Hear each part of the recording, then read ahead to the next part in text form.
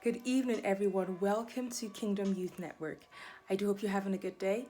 I'd like to provide you with training today, and our topic for today is Do you know how much you do not know? It's a question that I do believe that everyone, both you and I, should ask ourselves. Do you know how much you do not know? Over this weekend, I had some kids over, just two of them. One was aged 11 and the other 10.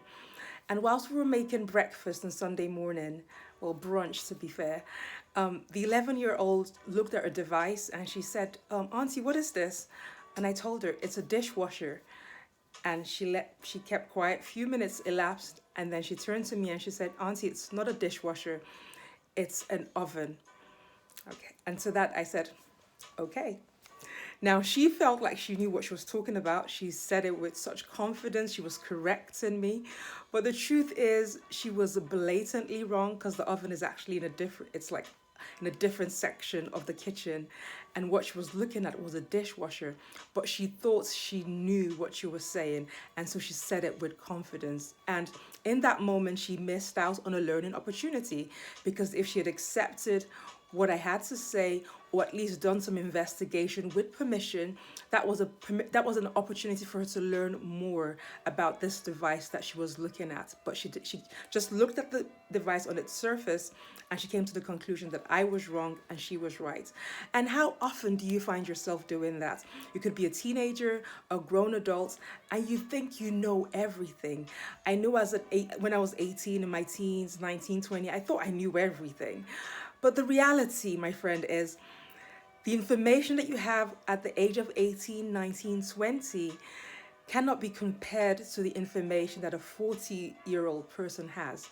I'm not saying that every person who is older than you is wiser than you. On the contrary, John Maxwell says, sometimes age comes alone. So it doesn't mean that everyone who's older than you is necessarily wiser than you. It's not true. However, this is what you must note. You can learn from the wisdom of people who are older than you, but you can also learn from the foolish acts of those that are older than you. So when you see someone who is older than you and they're still making certain mistakes and doing certain things that they should not be doing, you can learn. So it's important that you know how much you do not know and commits to a teachable spirit, commits to being a person that learns, because that way you will go further in life. So how do you find out what you don't know? There are lots of things you don't know, and there are lots of things that I do not know. There is no way that any individual can possess all the information that we require in life. Different people are good at different things, and that's okay, but there's certain things that you can learn and you should learn as you go through life. So how do you learn these things? Number one way of doing so is to keep your mouth closed. When your mouth is closed, there's a saying that goes that if a foolish person closes their mouth, they can be perceived as being wise. And I paraphrase. So when your mouth is closed, if you're ignorant along a certain thing, along a certain line, no one will know because your ignorance is in your head and you're not saying anything. And so nobody knows. This same child, when she was 5 years old, I told her that we were doing some counting and I said 150. And she was like, Auntie, there's no such thing as 150. She said it so confidently, like I was astounded. And I said to her, babe, don't say that out loud in public. So I corrected her. She said my teacher said it, but I don't know if her teacher actually said it or if she made it up just to be right. Because do you know that some people out there can be so wrong and they'll make up stories just to be right? Do not be one of those people. It's okay to be wrong. It's okay to be ignorant. But what is not okay is for you to remain in ignorance. That's the difference.